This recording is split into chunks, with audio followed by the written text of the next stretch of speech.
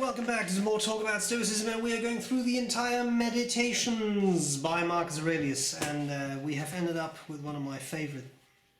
I've got the feeling I say that every time.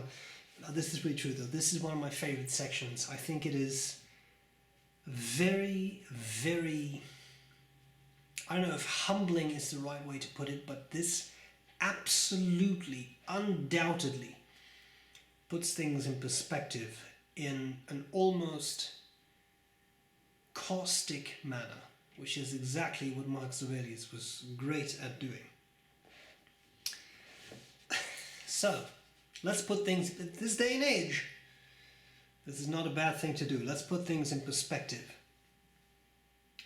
How good it is when you have roast meat or such like foods before you, to impress on your mind that this is the dead body of a fish, this the dead body of a bird or pig, and again that the Falernian wine is the mere juice of grapes, and your purple and edged robe simply the hair of a sheep soaked in shellfish blood.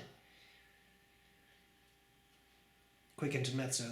I don't know what to do, like brackets, a quick intermezzo. This is always a fun thing, right? Because this is something that's often pointed out. Like, Stoicism kind of started with Murex dye, right? That purple dye squeezed out of shellfish because Zeno was shipwrecked, and was shipwrecked with his shipment of Murex dye. He got stranded in Athens. He started to study with, was it Diogenes of Thebes, if I'm not mistaken, a well-known Cynic philosopher, and then he developed he shopped around a bit, but Zeno developed Stoicism, right? So Murex dye started Stoicism, and now we're back at Murex dye years later with Marcus Aurelius. Let me restart that. I'm so sorry, we're almost there. How good it is when you have roast meat or such like foods before you, to impress on your mind that this is the dead body of a fish, this the dead body of a bird or pig, and again that the Falernian wine is the mere juice of grapes, and your purple edged robe simply the hair of a sheep soaked in shellfish blood, and here's the best part, and in sexual intercourse that it is no more than the friction of a membrane and a spurt of mucus ejected. How good these perceptions are at getting to the heart of the real thing and penetrating through it so you can see it for what it is. This should be your practice throughout all your life. When things have such a plausible appearance, show them naked, see their shoddiness, strip away their own boastful account of themselves. Vanity is the greatest seducer of reason. When you are most convinced that your work is important, that is when you are most under its spell. See, for example, what Crates says even about Xenocrates. Well, well, well. Fun, innit? But what a powerful passage. What a powerful way to look at things. Because there are so many things that we value: good food, maybe good wine. I personally don't drink, but good wine, good stuff to drink, good liquor, etc. But then he's even talking about sex. What is it? It's so beautiful. I have to read it again. And in sexual intercourse, that is no more than the friction of a membrane and a spurt of mucus ejected. Yeah. Of each thing ask, what is in itself, right? That's Marcus Aurelius too. And when we are infatuated with things, as we are with many things, we can ask ourselves what it truly is. What is that thing? What is its nature? We'll get to that. I think it's a later section. But that puts things in perspective. I'm going to give you a small example with a personal example. I bet you really wonder what's coming now. This is a pen example, right? This is primarily a pen channel. Omas 360. Magnum, I have one. Beautiful pen, love it. Piston, broke, done for. It's completely wrecked. Omas is known for their shoddy pistons. So this happens. Try to get it fixed.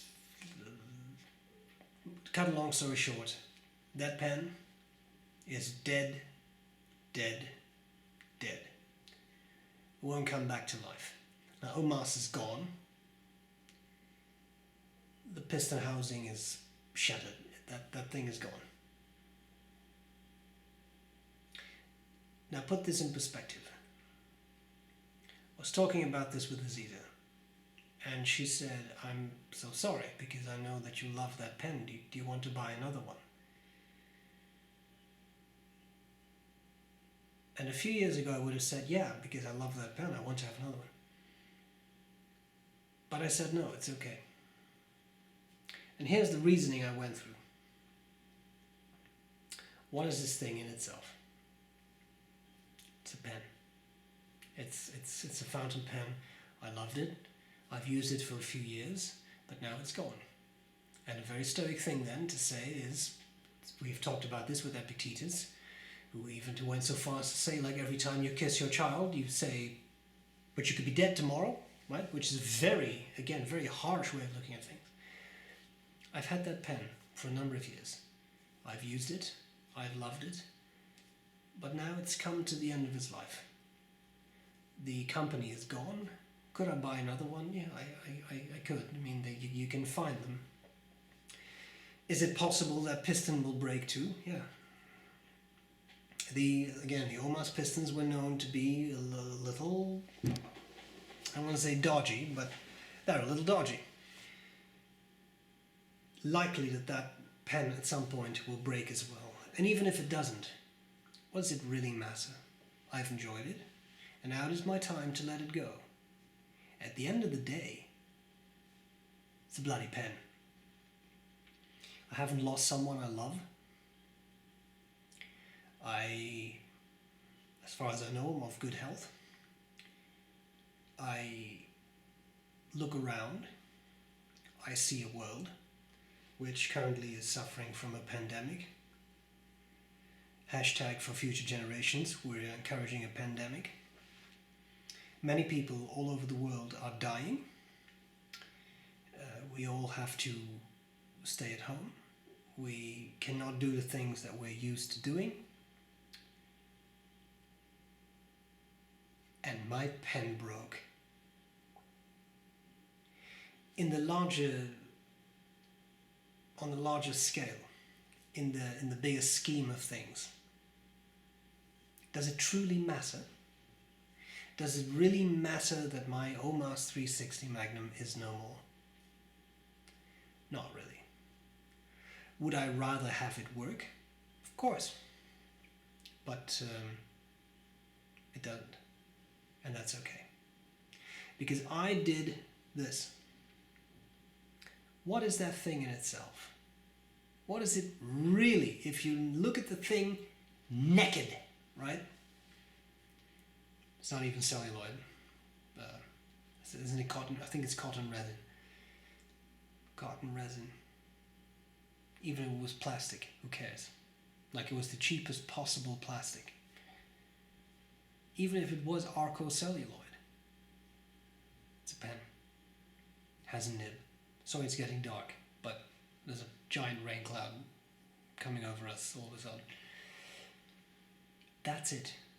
When you look at whatever it is from that light, what is it truly? A couple pieces of plastic, gold nib, yeah, ebonite feed, whatever. It doesn't matter. You have to be able to let that go. If you don't, you will suffer. You'd be sad or angry or whatever. And I had that initially when I figured out that the piston was complete, and it's gone, people, it's completely gone. When I figured that out, I had this flash of sadness. But then I thought, yeah. Again, look at the news right now. Is the biggest problem I have really that my pen broke? And you can do this with everything. You have to put things in perspective, right? Okay. Pandemic. We have to stay home for a couple of weeks, maybe a couple of months. All right. In a universe that has existed for billions of years, does it absolutely matter? Is it an insurmountable obstacle to stay home for those couple of months so that we can all beat this virus?